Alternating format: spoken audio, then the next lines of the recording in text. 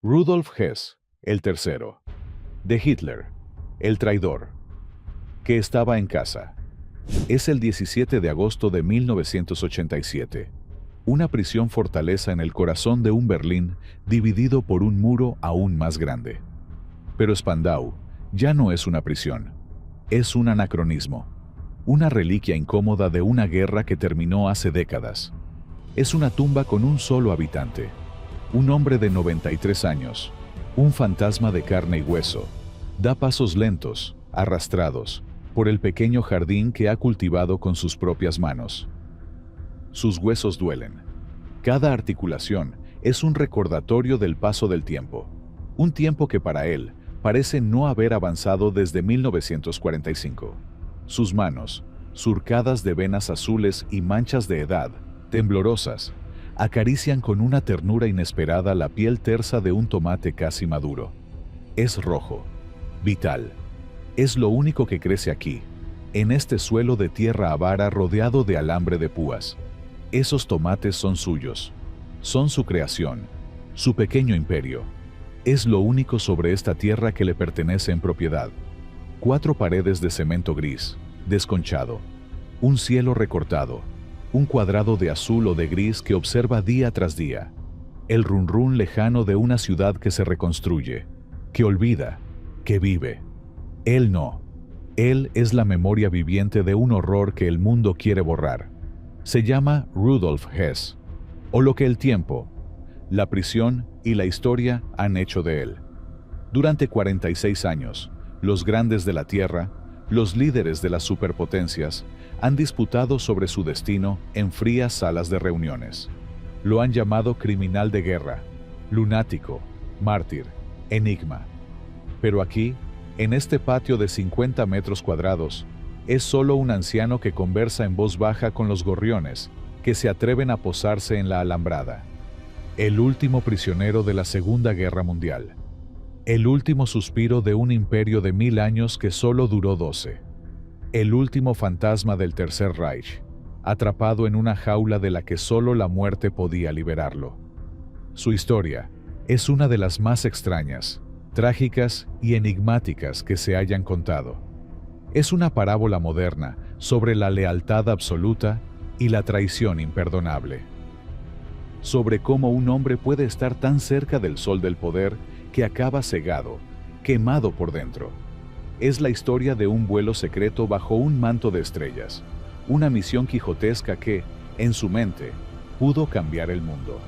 O que quizás, solo quizás, nunca existió más que en los confines de una mente enfermiza. Esta es la historia de un hombre que lo tuvo todo.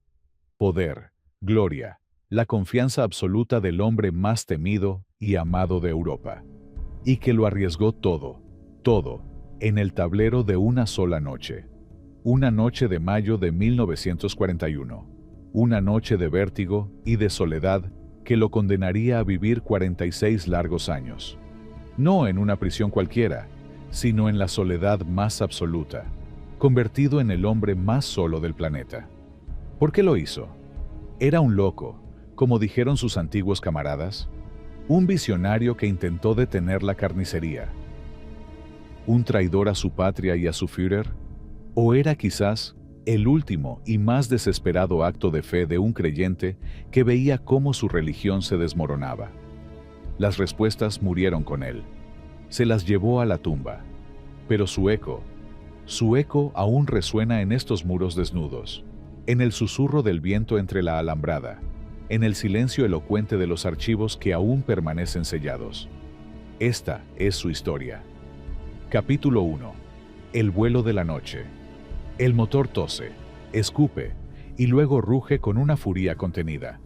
Un estremecimiento profundo, un temblor de acero y cables recorre cada nervio del fuselaje del Messerschmitt Bf-110. Es una bestia de guerra, un caza pesado, un Zerstörer, un destructor, diseñado para la muerte, para derribar bombarderos, para sembrar el terror. Pero esta noche, en su vientre no lleva bombas, no lleva muerte, solo lleva a un hombre. Y un sueño imposible, un hombre de 47 años, demasiado viejo para esta hazaña, Viste un traje de vuelo de capitán de la Luftwaffe. No le sienta bien. Le viene grande en los hombros, ajustado en la cintura. Es prestado o robado.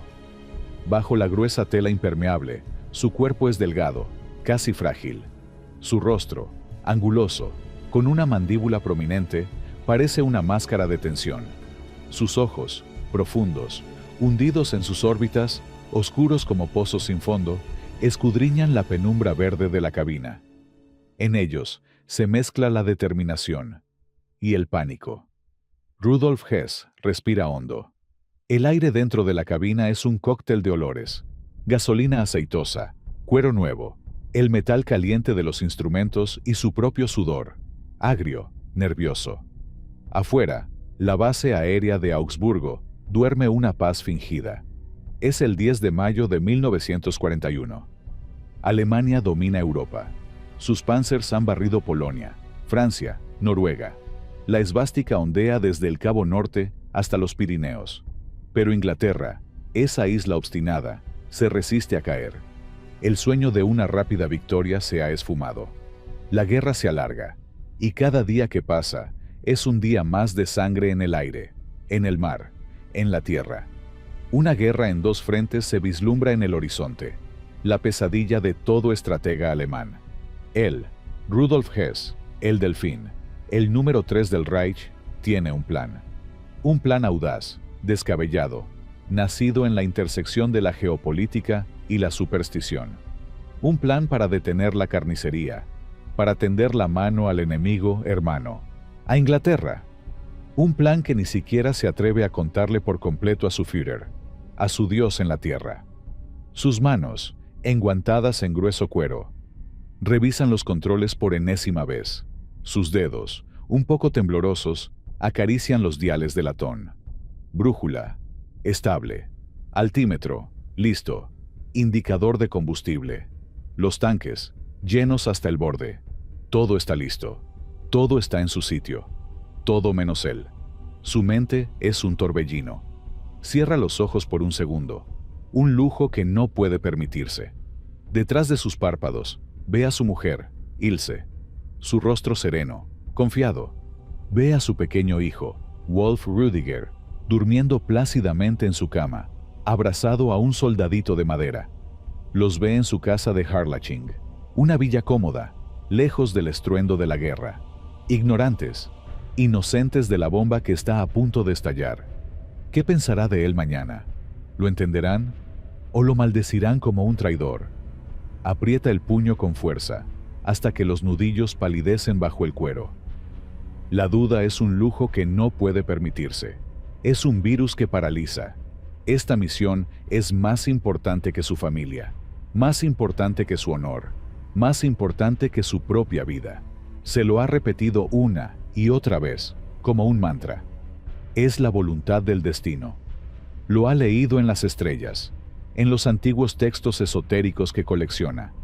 Lo ha sentido en sus sueños recurrentes, donde caminaba entre ruinas humeantes. Un profeta en Múnich, un astrólogo de dudosa reputación, se lo confirmó. La paz con Inglaterra es posible, y un hombre de su talla será el arquitecto. Él, Rudolf Hess, el fiel, el leal, será recordado no como un secuaz, sino como el pacificador de Europa. Gira la llave de contacto con un movimiento seco, decisivo. Los dos potentes motores Daimler-Benz despiertan con un rugido que desgarra la noche. Es un sonido primitivo, visceral, una vibración potente, que nace en lo más profundo de la máquina, recorre su espina dorsal como una descarga eléctrica. Es la hora. No hay vuelta atrás.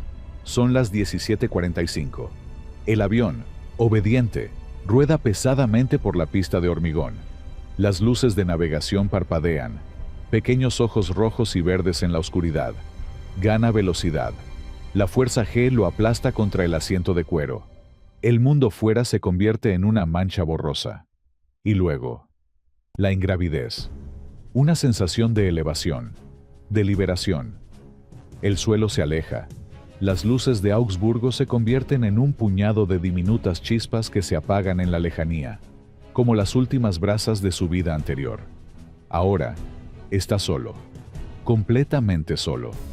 Sobre él, un manto infinito de estrellas frías, indiferentes. Debajo, la negrura absoluta de una Alemania sumida en el apagón de guerra. Un océano de oscuridad. Vuela hacia el norte, hacia el mar del norte, hacia lo desconocido, hacia el enemigo. La soledad es abrumadora, física. Solo el zumbido constante, monótono, de los motores. Un sonido que se mete en los huesos, que te hace compañía y que, al mismo tiempo, te enloquece. Es el sonido de su aislamiento.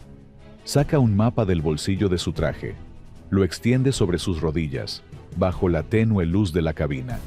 La ruta está trazada con una línea roja, un hilo frágil, una hebra de sangre que conecta su mundo con el mundo del enemigo.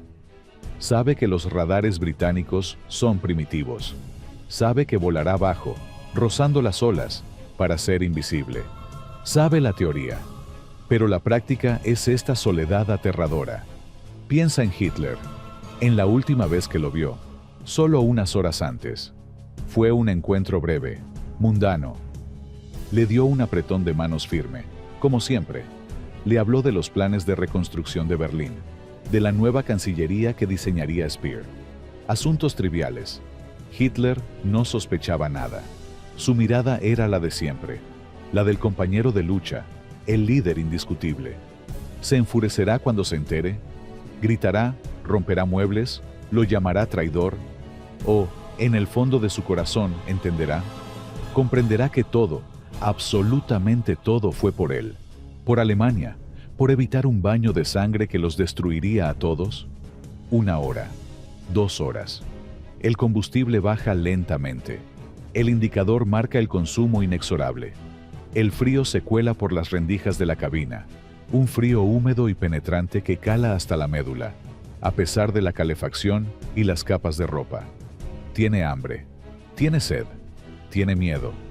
De pronto, abajo, una mancha oscura y temible, más oscura que la noche.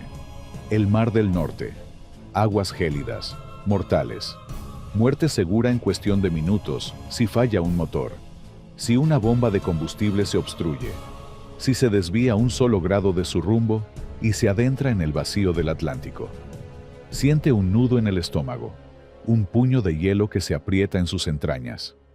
El miedo. Es la primera vez en años que se permite sentirlo con toda su intensidad. El miedo a fallar, a estrellarse en el mar y desaparecer para siempre, convertido en un misterio. El miedo a ser malinterpretado, a que los británicos lo tomen por un espía y lo fusilen sin contemplaciones. El miedo, el más profundo, a que todo esto no sea más que una locura, el delirio de un hombre que ha leído demasiadas profecías y ha creído estar a su altura, pero no puede dar marcha atrás. Es como una flecha ya disparada. El combustible no basta para el regreso. Solo hay un camino. Adelante. Finalmente, después de una eternidad de suspense, una línea blanca y espumosa se dibuja en el horizonte. Olas rompiendo contra acantilados oscuros. Inglaterra. La costa escocesa. Su corazón late con una fuerza desbocada, salvaje. Boom, boom. Boom, boom. Casi puede oírlo sobre el ensordecedor rugido de los motores. Está llegando. Ahora, la parte más peligrosa, la más delicada. Buscar un punto específico, una aguja en un pajar. La finca del duque de Hamilton, en Dungavel House. Un hombre al que conoció brevemente, de manera casual, en los Juegos Olímpicos de Berlín del 36. Un hombre que, según sus informaciones y sus corazonadas, es partidario de la paz, un aristócrata con influencia. Él será su interlocutor. Él entenderá. Reduce la velocidad. La bestia de metal se queja. Abre la cabina. Un viento gélido, cargado de salitre, le azota el rostro como un latigazo. Le hace llorar los ojos. Busca desesperadamente una referencia visual. Una torre, una aguja de iglesia, la silueta de la casa en una colina. Cualquier cosa que se corresponda con los mapas que ha memorizado. Y entonces, lo ve. O cree verlo. Un campo abierto, relativamente llano, y a lo lejos, la silueta oscura de una gran casa.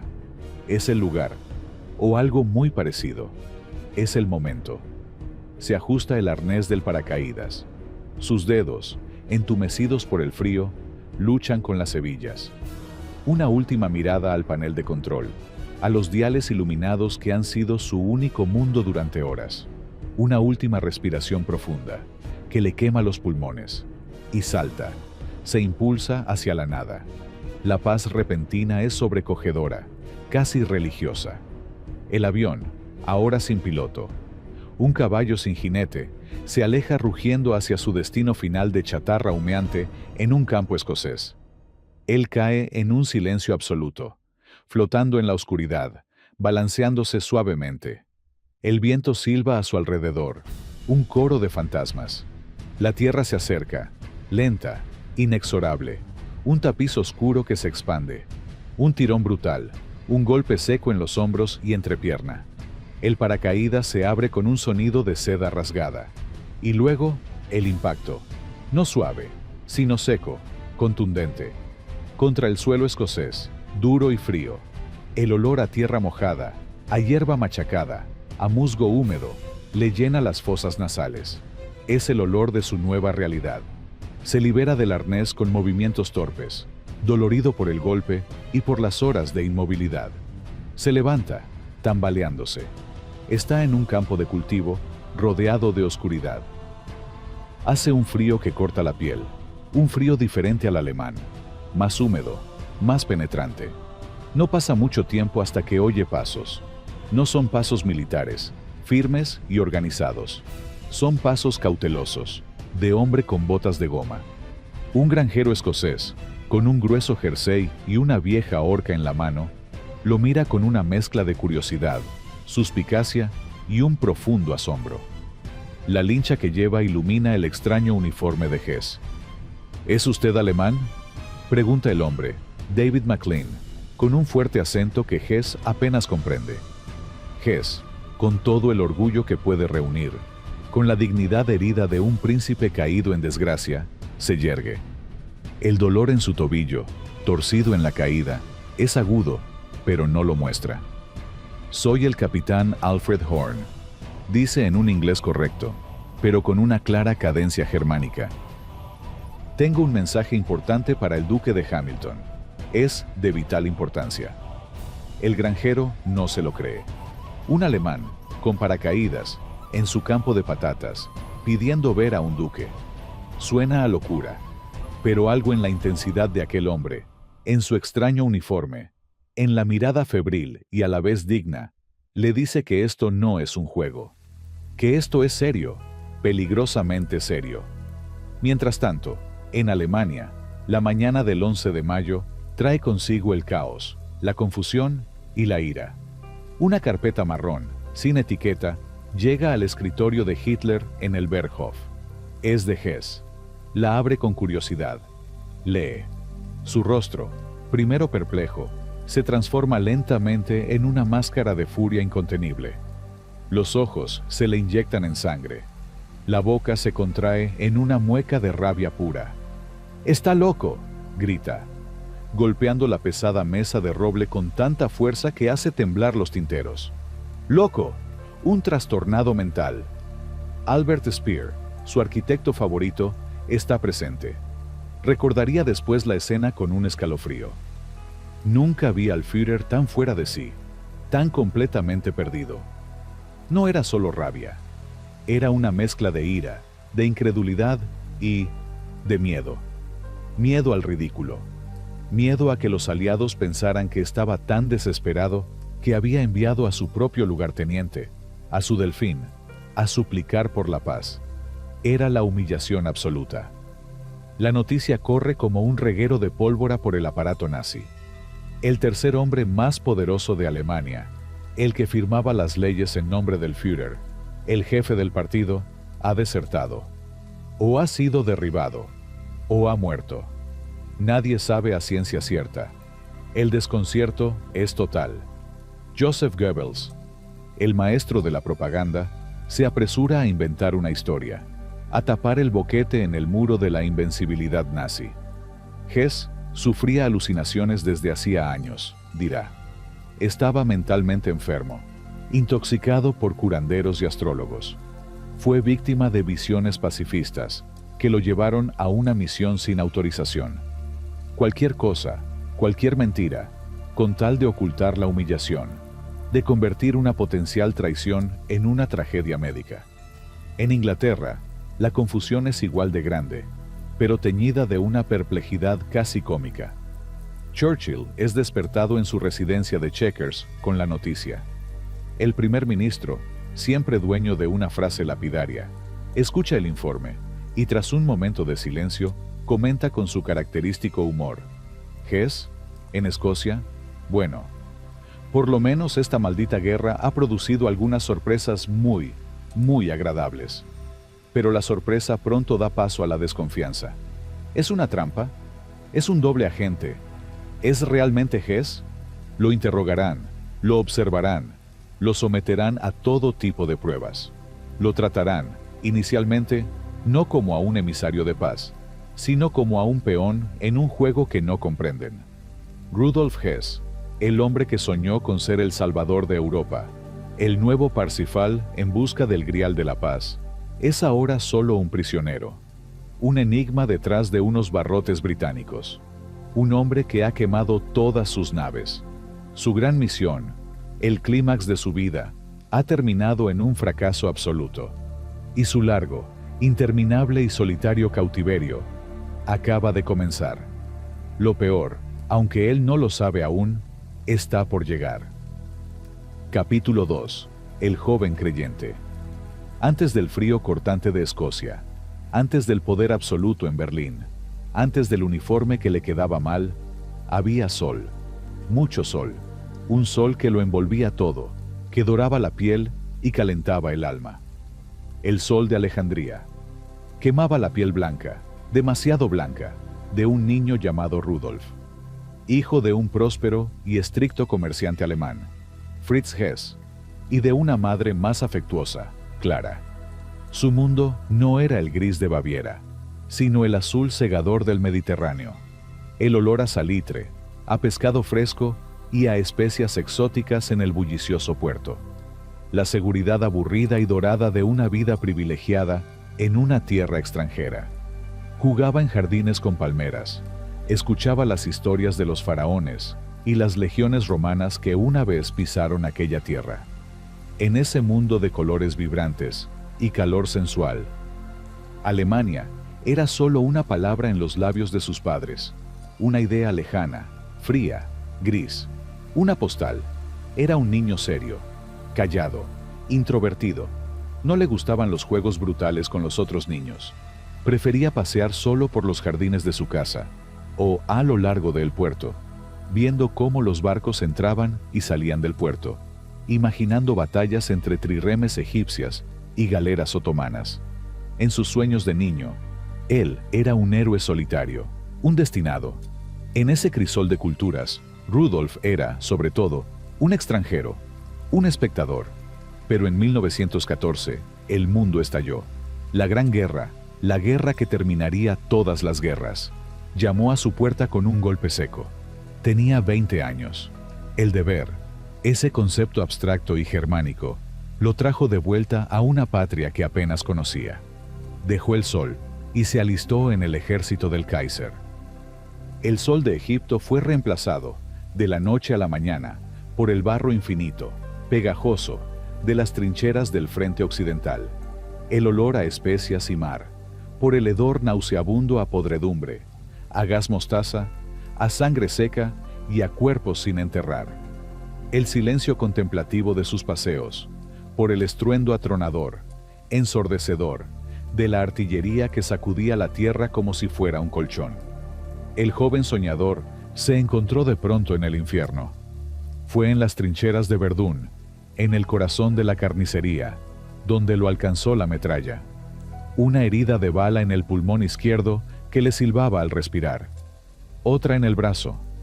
El dolor físico era agudo, punzante, una llamarada de fuego en su costado.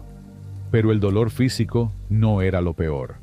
Lo peor, lo que se le quedó grabado a fuego en el alma, fue la humillación. La derrota incomprensible.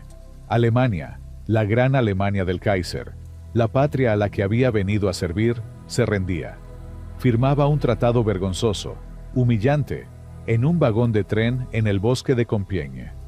El Tratado de Versalles. Alemania era declarada única culpable, desarmada, mutilada, empobrecida.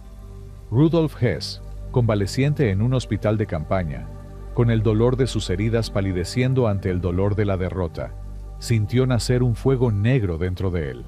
Un rencor profundo, amargo, venenoso. Alguien tenía que pagar por aquello. Alguien había traicionado a la patria desde dentro. Los criminales de noviembre, los judíos, los comunistas, los capitalistas.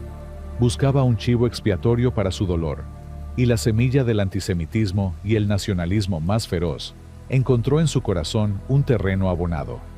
Regresó a Múnich, una ciudad en ebullición, hambrienta, llena de veteranos resentidos y mutilados como él, pululando por las calles, sintiéndose traicionados.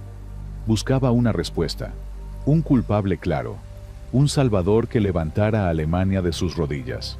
Y entonces, una noche de 1920, en medio del caos y la desesperanza, lo encontró. Fue en la cervecería Hofbräuhaus, un local abarrotado, lleno de un humo espeso que picaba en los ojos, y del olor a cerveza derramada y sudor masculino.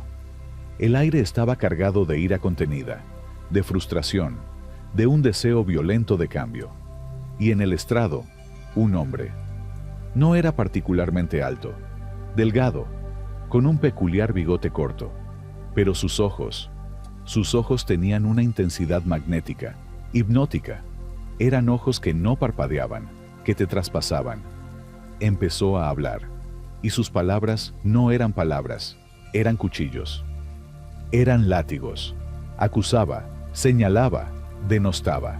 A los judíos, a quienes pintaba como una conspiración internacional, que había apuñalado por la espalda al ejército invicto. A los comunistas, que querían robar la patria. A los cobardes que firmaron la rendición. Hablaba con una voz áspera, que subía y bajaba de tono, creando una cadencia casi musical de odio. Hablaba de la pureza de la sangre alemana, de la necesidad de un Lebensraum, un espacio vital en el este, de un Reich, un imperio, que duraría 1000 años. Hess estaba hipnotizado. No podía apartar la mirada de él. Cada palabra, cada frase, resonaba en su interior como un eco de su propio dolor, de su propia rabia. Este hombre, este Adolf Hitler, le estaba dando forma a su caos interior. Le estaba dando un enemigo claro y un líder indiscutible. Le estaba dando un propósito, una religión. Después del mitin, el gentío enfervorizado empezó a dispersarse. Hess, impulsado por una fuerza que no comprendía, se abrió paso entre la multitud. Se acercó al hombre del bigote corto, que sudaba y respiraba con fuerza, aún poseído por la energía de su discurso. Le tendió la mano. «Mi nombre es Rudolf Hess», dijo, con una voz más firme de la que creía tener. «He estado en el frente. He visto la traición. Quiero servirle. Quiero servir a Alemania». Fue un flechazo ideológico, una entrega total, incondicional, una devoción casi mística. Se convirtió en su secretario privado, su sombra, su guardaespaldas ocasional. Lo acompañaba a todos lados, llevando sus papeles, escuchando sus discursos una y otra vez, absorbiendo cada palabra como si fuera sagrada. Él, el hijo del comerciante de Alejandría, el soñador, había encontrado a su profeta. Y en ese profeta había encontrado su misión en la vida. En 1923 llegó la primera gran prueba de fuego, el putsch de la cervecería, el intento de golpe de Estado con el que Hitler y sus camisas pardas pretendían tomar Múnich y luego Berlín. Hess estaba allí, en primera línea, al lado de Hitler, cuando la policía bávara abrió fuego en la Plaza Odeón. Las balas silbaron. La gente corrió despavorida. Lo vio caer. Hitler, con el hombro dislocado. Fue Hess quien, junto a otros, lo ayudó a escapar del cañoneo, arrastrándolo hacia la seguridad relativa de un coche. Fueron arrestados juntos y enviados a la fortaleza de Landsberg.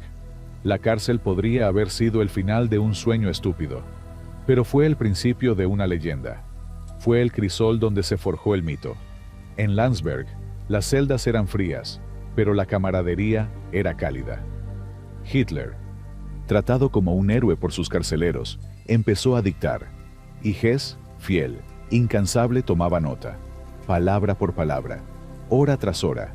Esas notas, esas reflexiones, esas diatribas, se convertirían en un libro, Mein Kampf, mi lucha. Día tras día, en una celda fría, iluminada por una bombilla desnuda, Hess transcribía el odio, las teorías raciales pseudocientíficas, los planes de dominación mundial, el antisemitismo virulento. No solo los escribía, los absorbía, los internalizaba, los hacía suyos con la fe del converso. Se convirtió en el primer y más ferviente creyente, en el guardián de las sagradas escrituras del Evangelio según Hitler. Era más que un secretario, era el evangelista. Cuando salieron de prisión, unos meses después, la relación ya no era la de un líder y su secretario. Era la de un maestro y su alumno más aventajado, su más leal apóstol. Hess era el intérprete oficial de la idea, el que mejor la entendía, el que más ferozmente la defendía de las desviaciones internas. Con el ascenso imparable del partido nazi, desde las cenizas del Putsch fracasado hasta las alturas del poder en 1933, Hess ascendió con él. Fue un ascenso meteórico. En 1933, Hitler era el canciller del Reich, y Hess era su lugarteniente, su delfín, el número 3, solo por detrás de Hitler y Göring. Vivían en una casa confortable en Múnich. Ilse, su mujer, una mujer inteligente y devota, era el pilar de su vida privada. Wolf Rüdiger, su hijo, el centro de su universo, la promesa del futuro. Por fuera, era la vida de un alto funcionario del Estado más poderoso de Europa.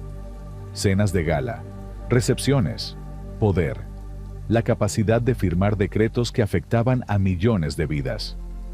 Pero por dentro, Hess seguía siendo, en el fondo, ese joven herido en la trinchera de Verdún, ese creyente que necesitaba un dogma absoluto al que aferrarse, una verdad incuestionable. El poder no lo había corrompido en el sentido tradicional, lo había aislado, lo había desconectado de la realidad. Empezó a buscar respuestas no solo en la política, sino en lo oculto, en lo misterioso, en las estrellas, en las profecías de Nostradamus, en las fuerzas secretas de la naturaleza que, creía, guiaban el destino de los pueblos.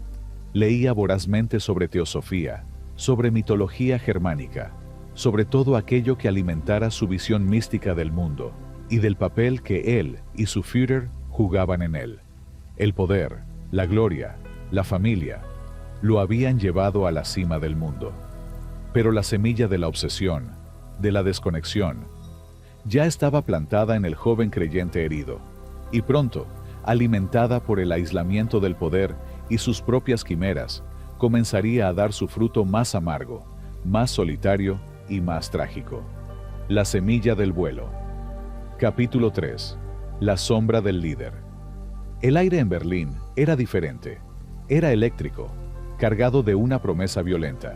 Olía a gasolina de los desfiles, a cuero negro de las botas, a sudor de las multitudes enfervorizadas, y a cenizas, siempre a cenizas.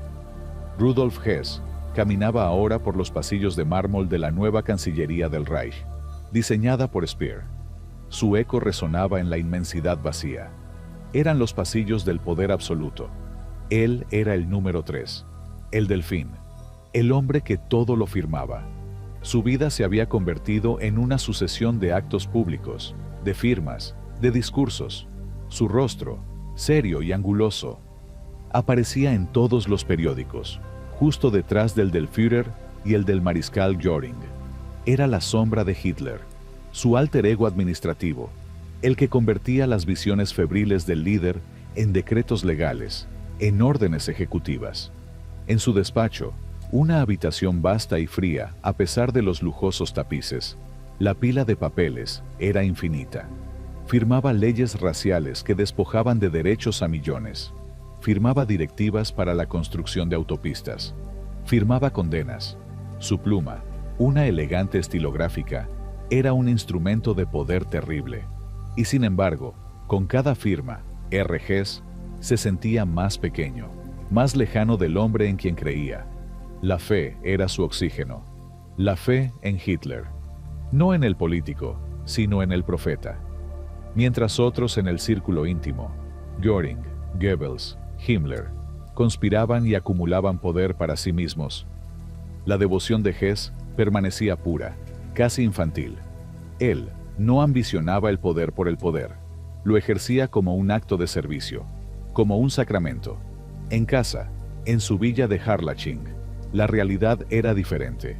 Allí, con Ilse y su pequeño Wolf, era simplemente Rudy, el padre que llegaba cansado y se arrodillaba en el suelo para jugar con trenes de madera, el marido que paseaba por el jardín, escuchando a su mujer hablar de libros, de música, de la vida cotidiana que se desenvolvía al margen de la épica nazi.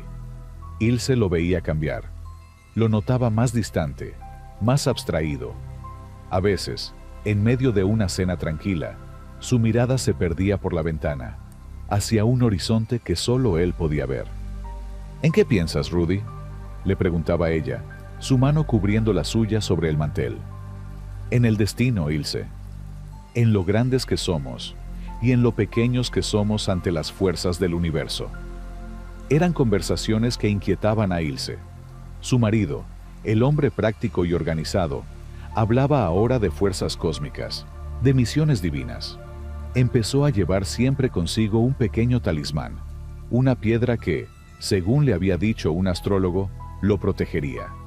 Lo veía consultar cartas astrales antes de reuniones importantes. Reía con disimulo cuando sus colegas del partido bromeaban sobre sus excentricidades. Pero en privado, le rogaba que tuviera cuidado. Este no es el momento para sueños, Rudy. Es el momento de la realidad. Una realidad dura. La realidad, efectivamente, se volvió dura. La guerra estalló en 1939. Primero Polonia, luego Francia. Las victorias eran rápidas, aplastantes, pero cada victoria alejaba a Hess del oído de Hitler. El Führer ya no necesitaba al discípulo fiel. Necesitaba generales, industriales, tecnócratas de la muerte. Göring, con su Luftwaffe. Himmler, con sus SS. Speer, con su maquinaria de guerra. Hess, el idealista, el pacifista en el fondo, empezó a sentirse como un mueble antiguo en una casa moderna. Útil, querido por el dueño, pero fuera de lugar.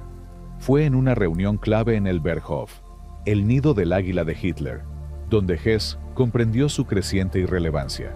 Se discutía la Operación Barbarroja, la invasión de la Unión Soviética, un salto al abismo, una guerra en dos frentes. Hess, con temor pero con convicción, se atrevió a hablar. Mi Führer, es sabio abrir un segundo frente cuando Inglaterra aún no ha sido doblegada. Tal vez aún haya espacio para la negociación. Un silencio de hielo cayó sobre la sala. Todos miraron a Hitler. El Führer no lo miró a él. Clavó sus ojos en el enorme mapa extendido sobre la mesa. La negociación es un signo de debilidad, Hess, dijo, con una voz fría como el acero. Solo la fuerza decide el destino de las naciones. Rusia caerá. Es el destino. Hess se sintió como si le hubieran abofeteado. No por el reproche, sino por la indiferencia. Su profeta ya no escuchaba a su más fiel evangelista. Esa noche, en su habitación de huésped, no pudo dormir. El vacío en su corazón era más insoportable que cualquier insulto. Fue entonces cuando la obsesión se convirtió en un plan. La misión que lo redimiría. La hazaña que le demostraría a Hitler y al mundo que él, Rudolf Hess, no era un burócrata soñador.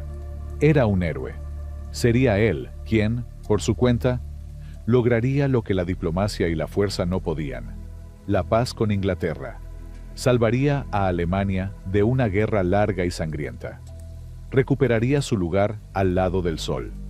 La semilla, plantada en la trinchera de Verdún, regada con la fe de Landsberg, había echado raíces profundas en el suelo envenenado del poder. Y ahora, en la oscuridad de su irrelevancia, comenzaba a florecer en una flor oscura y venenosa. Capítulo 4. La semilla de la misión.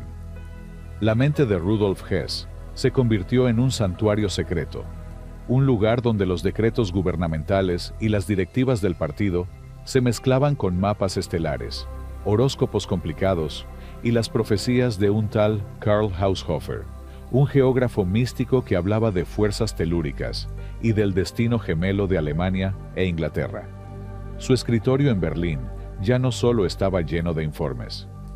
Ahora había cartas astrales dibujadas a mano, libros sobre ocultismo y, escondido entre la documentación oficial, un dossier cada vez más grueso titulado simplemente Proyecto A. Era su misión, su cruzada personal.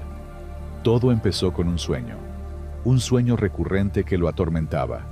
Soñaba que caminaba por un palacio infinito, con techos tan altos que se perdían en la oscuridad.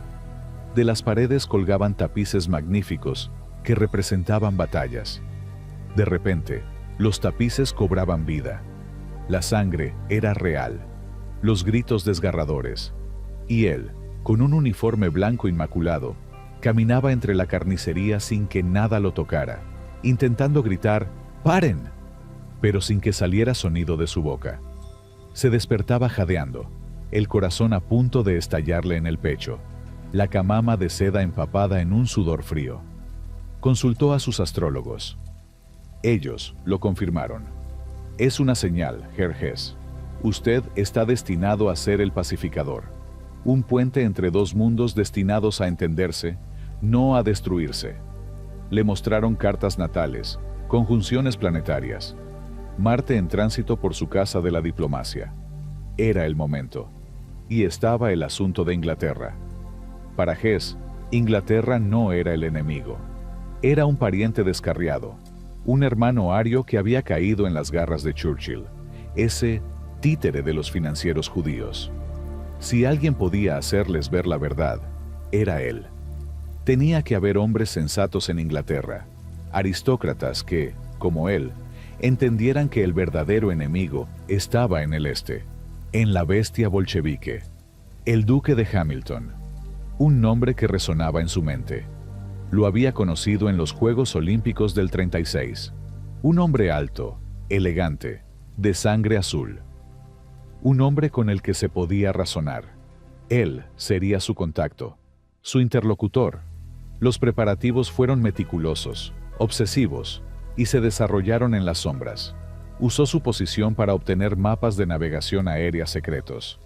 Practicó en secreto en un Messerschmitt Bf-110, un avión complejo y difícil, con la excusa de mantenerse en contacto con la Luftwaffe. Sus habilidades como piloto de la Primera Guerra Mundial volvieron, torpes al principio, luego más seguras. Cada vuelo de práctica era un escalón más hacia el punto de no retorno. Sentía el poder de la máquina, la libertad del cielo. Allí arriba, solo, era dueño de su destino. No el burócrata, no la sombra. Era el piloto, el mensajero. Reunió meticulosamente una farmacia personal de medicamentos y vitaminas, pastillas para mantenerse despierto, inyecciones para el dolor. Lo guardó todo en un maletín de cuero, su kit de supervivencia para la misión más importante de su vida. La presión era insoportable. En las reuniones del partido, sonreía, asentía, firmaba. Pero por dentro, su mente era un campo de batalla. La duda lo acechaba en los momentos más inesperados. ¿Y si estaba equivocado? ¿Y si lo arrestaban nada más aterrizar? ¿Y si Hitler nunca lo perdonaba? La noche del 9 de mayo de 1941, la víspera del vuelo, fue la más larga de su vida. Cenó en casa con Ilse y Wolf. La sopa le supo a ceniza, el pan a serrín. Miraba a su hijo, que reía contando una travesura del colegio, y sentía un dolor físico en el pecho. ¿Estaba traicionando a esta pequeña criatura? ¿Arriesgando su futuro? ¿Estás bien, Rudy?, preguntó Ilse, su voz llena de una preocupación que él conocía demasiado bien. Te veo pálido. Son solo los nervios, querida. Reuniones interminables. Este maldito trabajo me está consumiendo. Era la media verdad más grande de su vida. Después de cenar, se encerró en su estudio. Tomó papel y pluma. Su mano temblaba. Escribió una carta a Hitler. Una justificación. Una explicación. Un testamento. Mein Führer, comenzó. Cuando reciba esta carta, estaré en Inglaterra. No pude, Mein Führer, presenciar cómo su magnífica obra era destruida por una guerra prolongada. Tal vez mis esfuerzos para lograr un entendimiento entre Alemania e Inglaterra estén condenados al fracaso. Pero al menos habré intentado lo que ningún otro hombre se atrevió a hacer. Firmó la carta. La dejó sobre su escritorio, en un sobre marrón. Un peso enorme parecía haberse levantado de sus hombros. El dado estaba echado. Se despidió de su familia con una normalidad que le desgarraba el alma. Un beso a Ilse, una caricia en el pelo a Wolf, que ya dormía. «Hasta mañana, papá», murmuró el niño, medio dormido. «Hasta mañana, hijo», susurró Hess, sabiendo que era una mentira. Salió de su casa, del calor, de la vida, y se dirigió a su coche. La noche era fría. Las estrellas brillaban con una intensidad cruel. Eran las mismas estrellas que, según sus astrólogos, alineaban su destino. Se subió al coche y ordenó al conductor que lo llevara a Augsburgo, a la base aérea, a su cita con la historia o con la locura. No miraba atrás. No podía permitírselo. Se había convertido en un misil humano, programado para estallar en el corazón de la guerra y, según su delirio, apagarla para siempre. Capítulo 5. El prisionero de los lores. El mundo de Rudolf Hess se redujo a 4 paredes de piedra milenaria. La Torre de Londres. No era una prisión cualquiera. Era un símbolo, un lugar donde habían podrido reyes y traidores, donde la historia pesaba tanto como los grilletes. El aire era denso, quieto, olía a polvo de siglos, a humedad que se filtraba del Támesis, a la cera con la que los guardias pulían sus botas. El silencio era lo peor, un silencio tan profundo que podías oír el latido de tu propio corazón, acelerado, como un pájaro aterrado en una jaula. Su celda era espartana, una cama dura, una mesa, una silla, una pequeña ventana con barrotes gruesos que recortaba un pedazo de cielo inglés, casi siempre gris. Después del vértigo del vuelo, de la adrenalina de la captura, esto era el vacío, la nada. Los interrogatorios comenzaron de inmediato. No fueron violentos. Eran algo peor. Eran condescendientes y cíclidos. Los oficiales británicos, hombres de MI6 con trajes impecables y modales de club, se sentaban frente a él, cruzaban las piernas y lo miraban con una mezcla de curiosidad y desdén. Herr Hess, o debería decir Herr Horn, comenzaba uno, con una sonrisa leve. Háblenos de su misión de paz. Es bastante inusual, debe reconocerlo. Hess, terco, repetía su guión. He venido a salvar vidas. Alemania e Inglaterra no deberían estar en guerra. Somos pueblos hermanos. Debemos unirnos contra el bolchevismo. Quiero hablar con el duque de Hamilton. Lo llevaron ante el duque. Fue un momento de humillación suprema. Hamilton, educado, distante, apenas lo recordaba de los Juegos Olímpicos. No había ningún acuerdo secreto, ningún entendimiento tácito, solo la perplejidad educada de un aristócrata británico frente a un nazi delirante. La realidad, fría y brutal, empezó a filtrarse en la mente de Hess. Su gran gesto, su sacrificio épico, no era más que un chiste, un error de cálculo monumental. No había paz que negociar, no había emisarios esperándolo, solo había una celda. La prensa británica se regodeó en el absurdo de la situación. El nazi loco que cayó del cielo, Titulaban los periódicos. Lo caricaturizaban con el pelo de punta, ojos desorbitados, hablando con las estrellas. Se reían de él. Y esa risa, que llegaba a través de los periódicos que le permitían leer, era más dolorosa que cualquier tortura física. Entonces, vino el golpe definitivo. Desde Berlín, la máquina de propaganda de Goebbels lo declaró oficialmente demente. Hess sufre de alucinaciones desde hace años, anunciaron. Su viaje fue el acto de un lunático, no un acto autorizado por el Reich. Lo borraban, lo anulaban. Su propio Dios, Hitler, lo repudiaba como a un leproso. Fue entonces cuando algo se quebró dentro de Rudolf Hess. Fue una estrategia, una forma de ganar simpatía o de eludir la responsabilidad. O fue una crisis nerviosa genuina, la ruptura final de una mente sometida a una presión insoportable. Comenzó a quejarse de dolores de estómago insoportables. Decía que lo estaban envenenando. Se negaba a comer. Perdió peso. Su rostro se volvió una calavera cubierta de piel pálida. Empezó a tener lapsus de memoria. No recuerdo ese vuelo, decía a sus interrogadores, con los ojos vidriosos. ¿Por qué estoy aquí? Los británicos, alarmados, lo trasladaron a una suite médica. Era una celda más cómoda, pero una celda al fin. Lo observaban día y noche. Lo examinaban psiquiatras. Amnesia histérica, diagnosticó uno. Un intento de la mente de escapar de una realidad intolerable.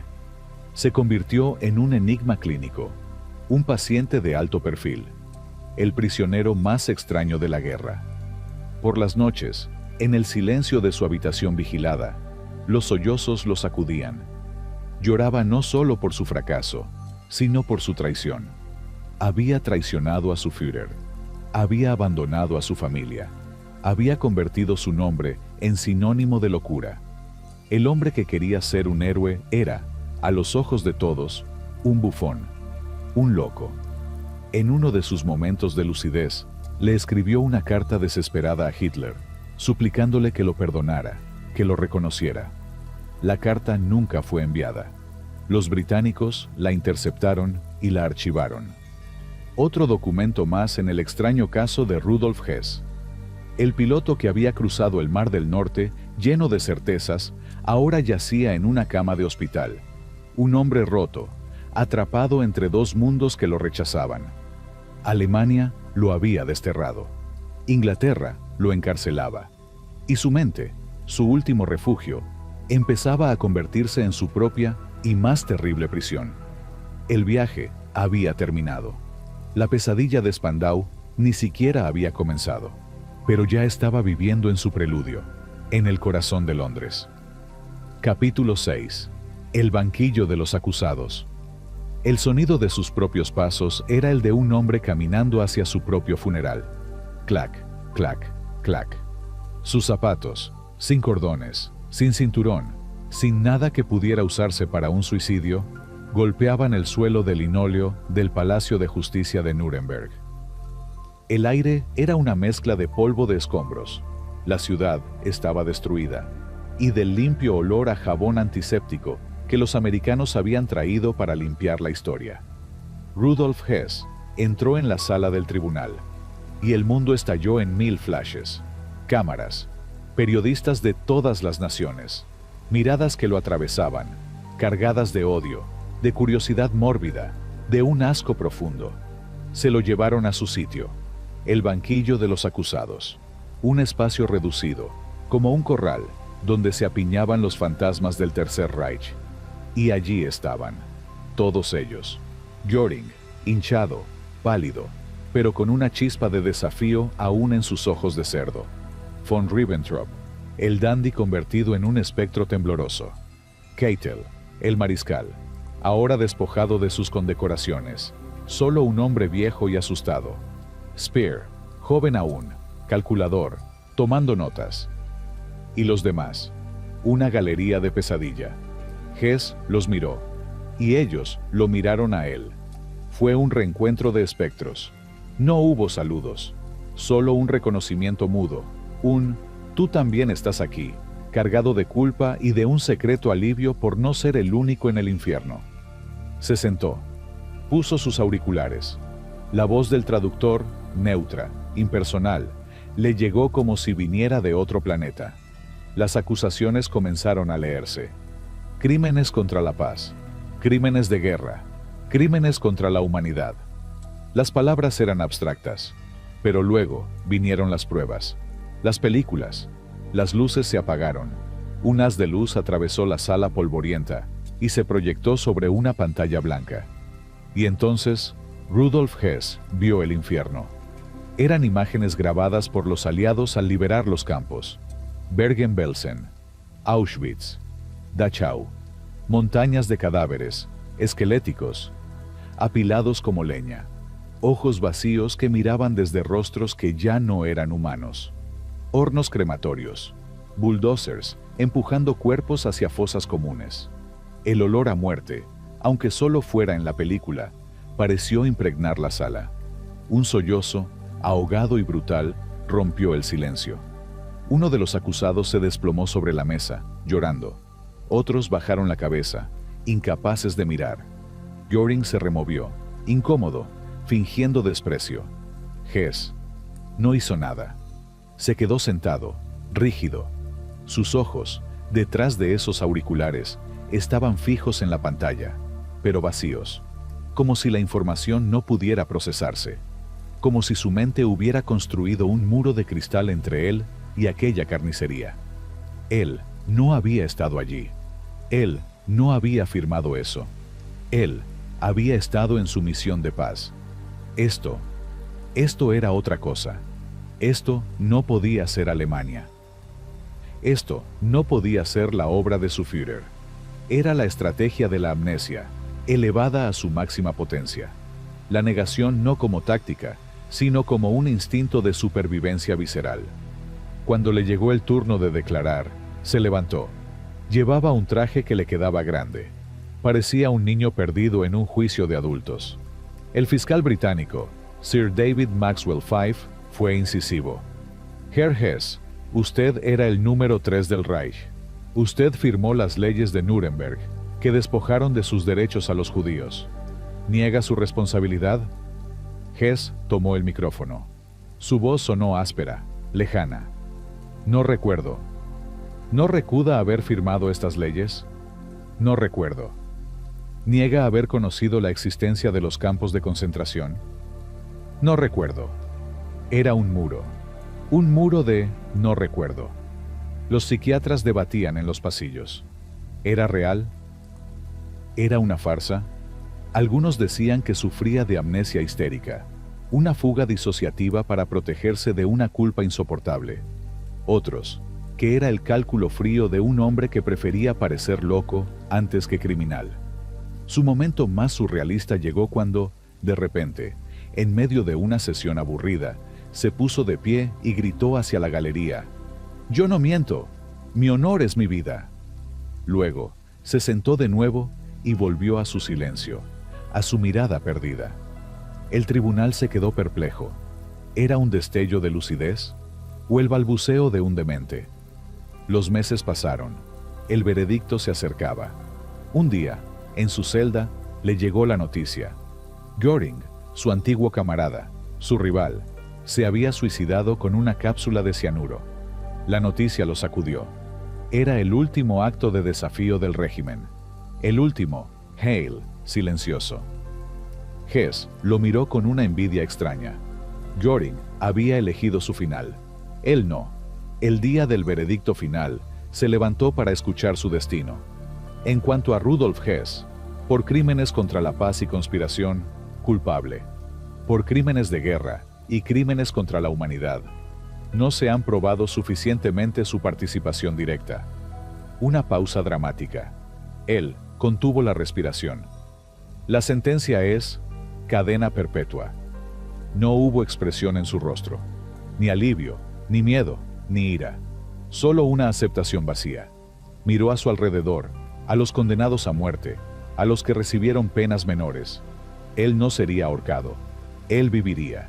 Pero vivir, para él, en una celda, era una condena quizás peor. Lo sacaron de la sala. No miró atrás. El viaje a Nuremberg había terminado. Ahora comenzaba el viaje final. El viaje a Spandau. A la última y más larga noche de su vida. Capítulo 7. Spandau. El último prisionero. La puerta de la prisión de Spandau se cerró detrás de él con un chasquido metálico, un sonido que se le grabaría a fuego en el alma. Era julio de 1947. La guerra llevaba 2 años terminada, pero para él acababa de comenzar su fase más dura. Spandau no era una prisión, era una fortaleza, un edificio de ladrillo rojo, sombrío, victoriano, con torretas y ventanas estrechas con barrotes. Parecía salido de un cuento gótico. Dentro, el aire era aún más pesado que en Nuremberg. Olía a repollo hervido, a desinfectante clínico y a una desesperanza que se había instalado allí hacía décadas. Él era uno de los 7. Los 7 grandes criminales de guerra condenados a penas de prisión. Speer, von Schirach, Dönitz y otros. Sus celdas eran idénticas. 4 por 4 metros. Una cama de hierro con una fina colchoneta. Una mesa, una silla, un retrete, un lavabo. Nada más. La puerta era de acero, con una mirilla que los guardias abrían a cada rato para comprobar que no se hubieran suicidado. La rutina era un instrumento de tortura psicológica. Se despertaban a las 6:00. Inspección. Desayuno. Un café sucedáneo y un trozo de pan negro. Paseo en el patio. 20 minutos, en silencio, separados unos de otros. Trabajo. Hacer cepillos o ensartar cuentas. Comida. Más paseo. Más trabajo. Cena. Y a las 22:00, las luces se apagaban. Y la oscuridad. Y el silencio. Los primeros años, había una tensión palpable entre los prisioneros.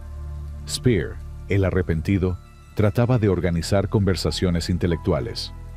Von Schirach, el antiguo líder de las juventudes hitlerianas, estaba sumido en su propia culpa.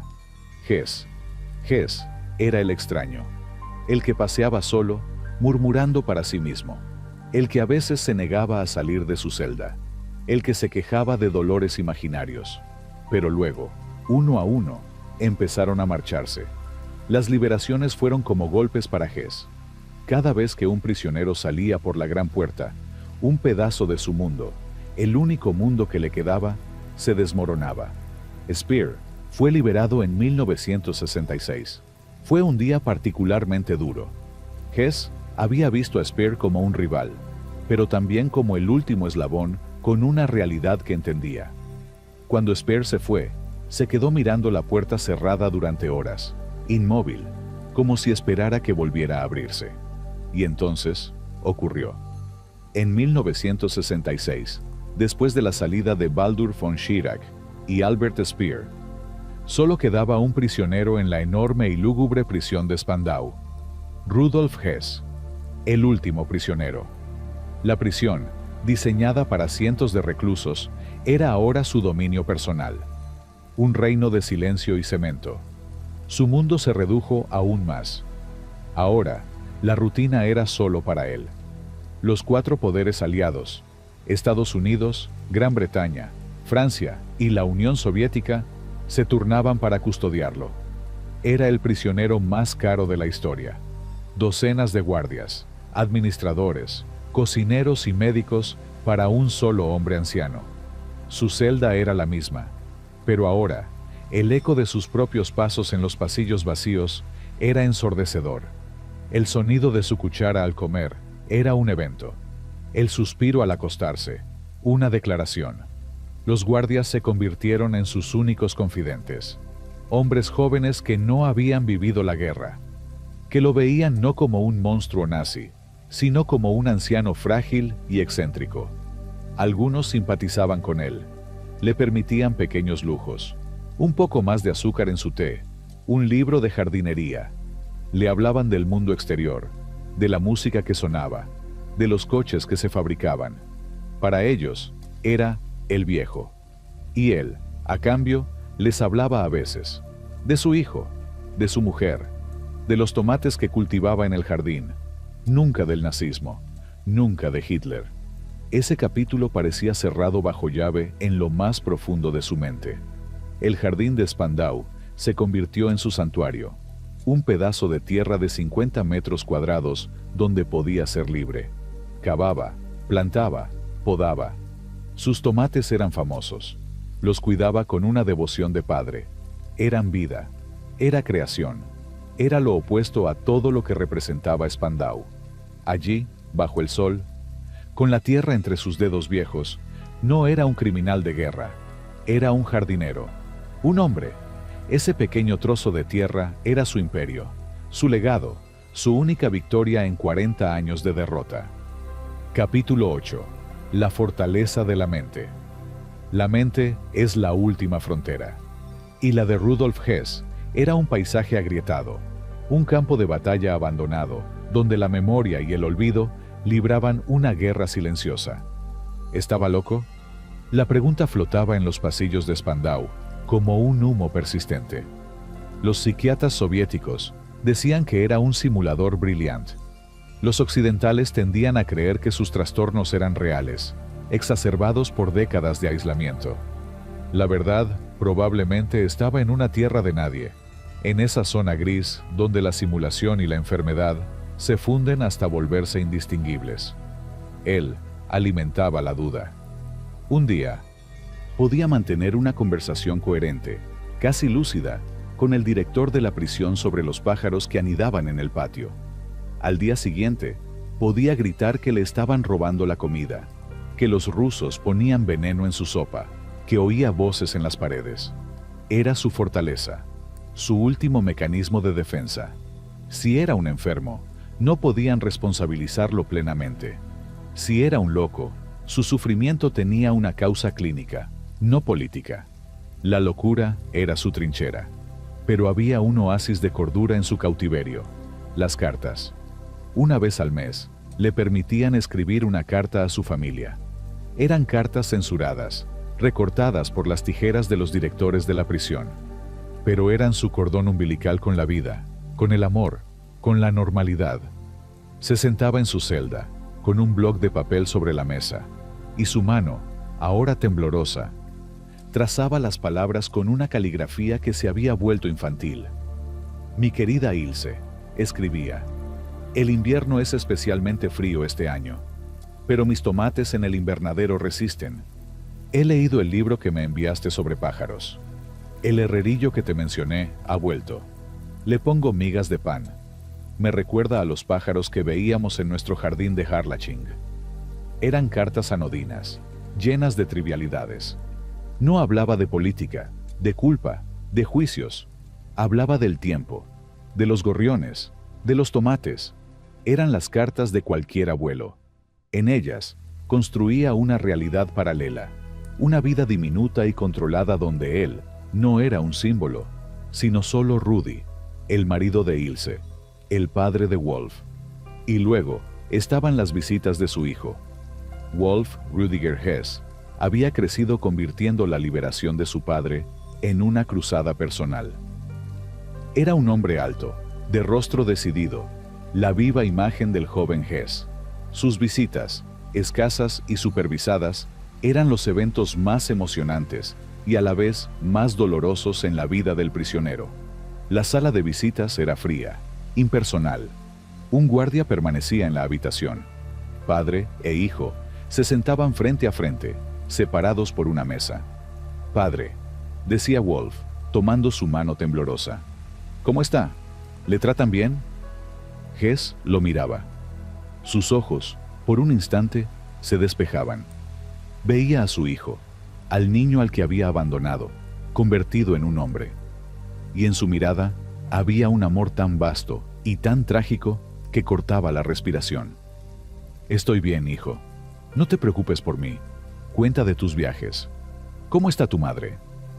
Y Wolf le hablaba del mundo exterior, de Alemania, que se reconstruía y prosperaba, quería olvidar, de los coches rápidos, de la música nueva.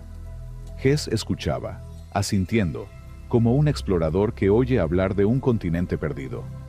Ese mundo ya no era el suyo. Su mundo era la celda 23 de Spandau. Cuando la visita terminaba y su hijo se marchaba, Hess volvía a su celda en silencio. La energía que la visita le daba se esfumaba, dejando un vacío aún más profundo. Se sentaba en su cama y miraba la foto de su familia, la misma de hacía 40 años. Era su tesoro, su prueba de que otra vida había existido.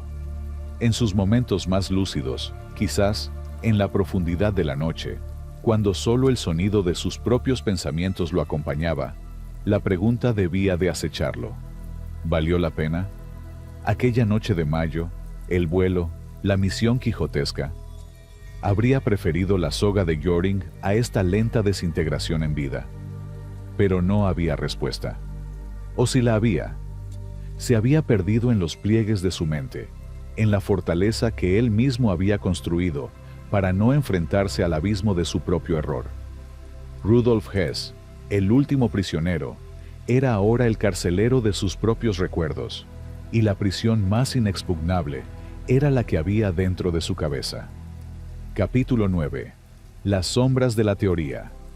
El tiempo en Spandau no pasaba, se acumulaba, como el polvo sobre los archivos sellados con la palabra secreto, en letras mayúsculas.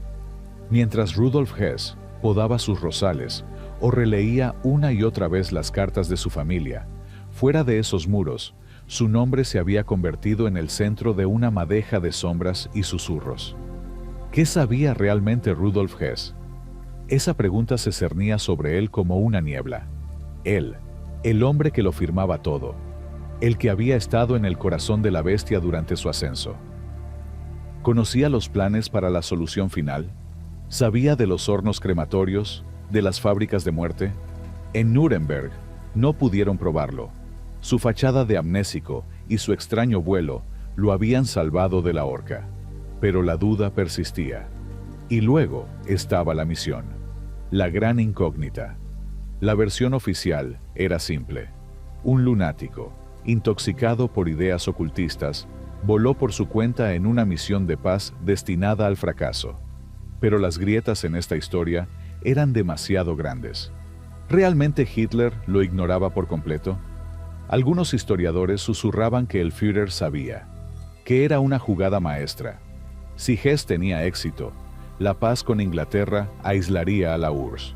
Si fracasaba, Alemania podía desentenderse, tachándolo de loco. Hess era el peón perfecto, sacrificable. Otros iban más lejos. ¿Y si el verdadero objetivo no era la paz, sino algo más siniestro? ¿Transmitir una oferta secreta a facciones británicas pro-alemanas? ¿Abrir un canal de negociación separado con Churchill, traicionando a su propio aliado, la Unión Soviética? Hess, el idealista, podría haber sido la herramienta de una traición aún mayor.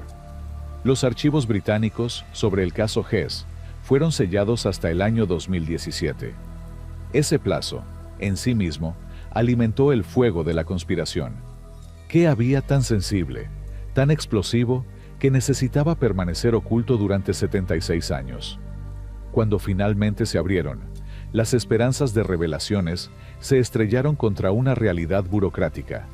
Miles de páginas, sí, pero llenas de tachaduras, de omisiones. El núcleo del misterio permanecía intacto, protegido por la tijera del censor. El susurro se hizo más fuerte. Alguien no quiere que sepamos la verdad. Y en medio de estas sombras estaba el hombre, envejeciendo, quebrantándose. Para los teóricos de la conspiración, él era la llave. Un cofre del tesoro de secretos que, si se abría, podría hacer temblar los cimientos de la historia aceptada de la Segunda Guerra Mundial.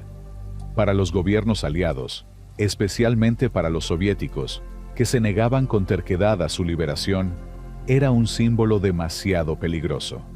Un hombre que sabía demasiado.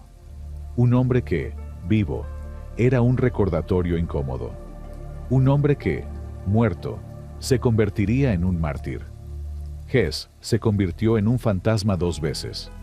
El fantasma que caminaba por el jardín de Spandau y el fantasma que habitaba en los márgenes de la historia oficial, señalando con un dedo silencioso todas las preguntas sin respuesta.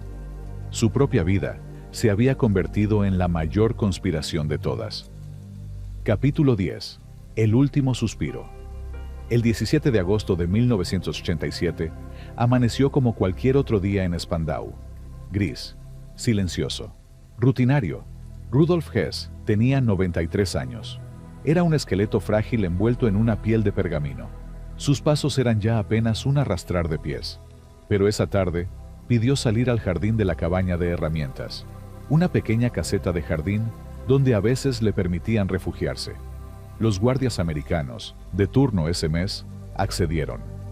Era un anciano. ¿Qué daño podía hacer? Minutos después, un grito desgarrado rompió la paz del crepúsculo. Un guardia lo encontró. Yacía en el suelo de la caseta, junto a una mesa. Alrededor de su cuello, un cable eléctrico, enrollado con fuerza. No respiraba. El pánico se apoderó de la prisión.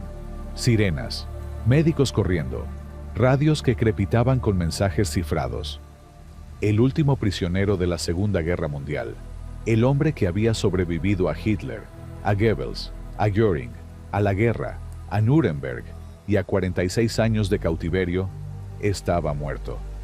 La versión oficial llegó rápido, demasiado rápido. Suicidio. Un hombre anciano, enfermo, deprimido, que finalmente había puesto fin a su sufrimiento. El informe decía que usó el cable de una lámpara exterior que pasaba por la cabaña. Pero las preguntas brotaron como hongos venenosos. ¿Suicidio? A sus 93 años, con artritis avanzada, ¿tenía la fuerza para enrollar ese cable grueso y rígido alrededor de su propio cuello, con la fuerza suficiente para asfixiarse? ¿Y por qué ahora? Su hijo Wolf Rüdiger estaba a punto de lograr, o eso creía, un nuevo impulso para su liberación. ¿No había esperado demasiado para rendirse justo en la meta? Los forenses independientes que examinaron las pruebas hablaron de hallazgos inconsistentes con un ahorcamiento típico. No había señales de forcejeo, pero tampoco las marcas en el cuello se correspondían del todo con la autoasfixia. La familia gritó: ¡asesinato! La teoría más oscura tomó fuerza. Para la Unión Soviética, Hess era el símbolo intocable del nazismo. Su liberación, que se rumoreaba inminente bajo la nueva política de Gorbachov, habría sido una propaganda desastrosa para el bloque del Este. Alguien quiso silenciarlo para siempre antes de que pudiera hablar. ¿Un agente de alguna agencia oscura entró en la prisión y simuló el suicidio? El mundo nunca lo sabría. La prisión de Spandau, ese símbolo de la Guerra Fría, fue demolida hasta los cimientos poco después de su muerte. No quedó piedra sobre piedra. Se borró el lugar del crimen o del suicidio. Sobre sus restos se construyó un aparcamiento y un centro comercial. Era el último y más elocuente mensaje: borrar toda memoria, enterrar el pasado bajo el cemento del olvido y el consumo. El último suspiro de Rudolf Hess no fue solo el final de un hombre, fue el final de una era. Y su eco, cargado de dudas, quedaría flotando para siempre en el aire. Capítulo 11. El legado de un fantasma. La muerte no trajo paz, solo cambió el campo de batalla. El cuerpo de Rudolf Hess fue enterrado en un secreto cementerio familiar en Wunsiedel, Baviera. Pero ni siquiera en la tumba encontró descanso. Su lápida se convirtió en un santuario, un lugar de peregrinación para neonazis de toda Europa.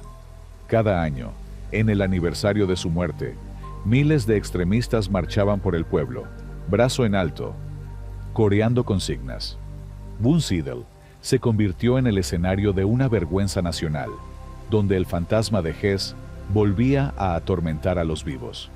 Su familia, liderada por un incansable Wolf Rüdiger, luchó en dos frentes: limpiar el nombre de su padre de la acusación de suicidio, que consideraban una infamia final, y detener el espectáculo macabro en su tumba. Para ellos, Hess no era un monstruo, sino un idealista, un pacifista, una víctima de una injusticia histórica. La historia, sin embargo, es un juez severo. ¿Cómo juzgar a Rudolf Hess? ¿Fue una víctima?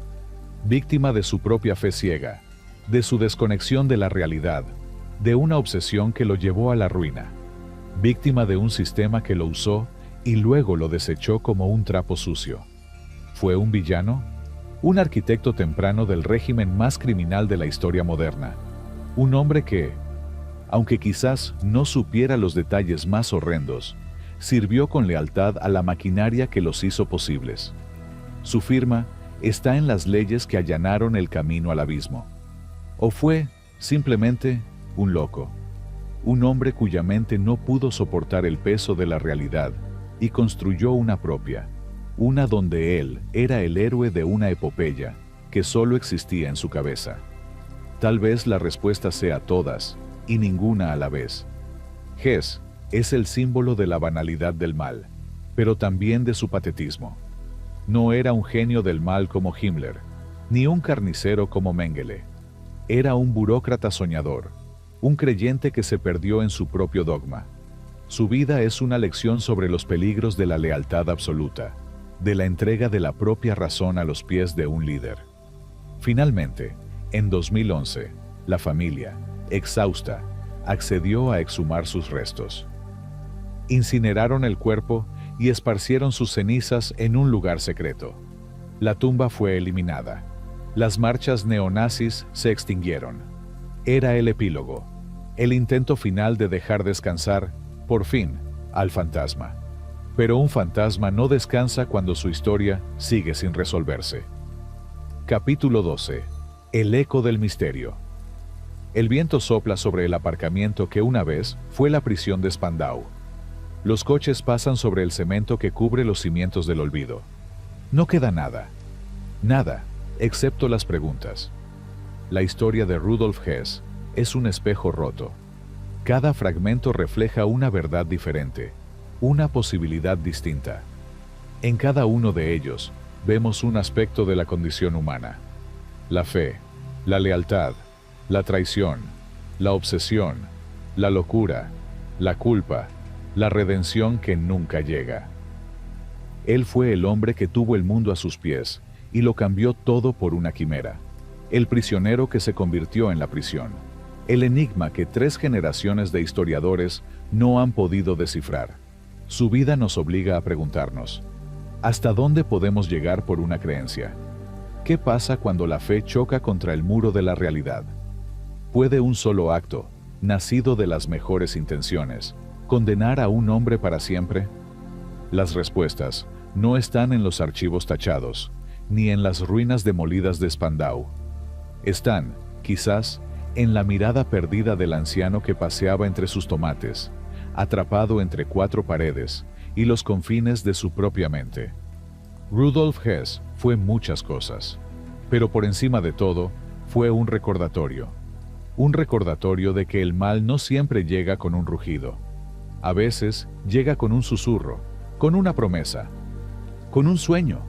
Y a veces, el precio de ese sueño es una vida entera de pesadilla.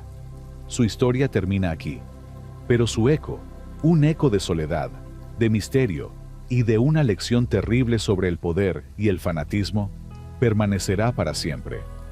Porque mientras quede una pregunta sin responder, Rudolf Hess, el último prisionero, no habrá muerto del todo. Seguirá vivo, atrapado en el limbo de la historia, esperando un veredicto final que quizás nunca llegue. Gracias por vernos. La historia de Rudolf Hess es una de las más enigmáticas del siglo XX. Un rompecabezas al que siempre le faltarán piezas. Si te ha gustado este viaje a la mente de un hombre atrapado entre el poder y la locura, dale a me gusta. Tu apoyo es fundamental para que este canal siga creciendo. Suscríbete y activa la campanita. No te pierdas nuestros próximos documentales sobre los misterios más profundos de la historia. Comparte tu opinión en los comentarios. ¿Qué crees tú? ¿Hess fue un loco, un traidor o un idealista? ¿Crees que se suicidó o lo asesinaron? Tu punto de vista es importante y enriquece la conversación.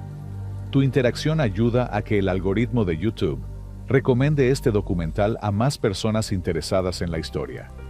Gracias por ser parte de esta comunidad. No olvides suscribirte para no perderte nuestro próximo documental.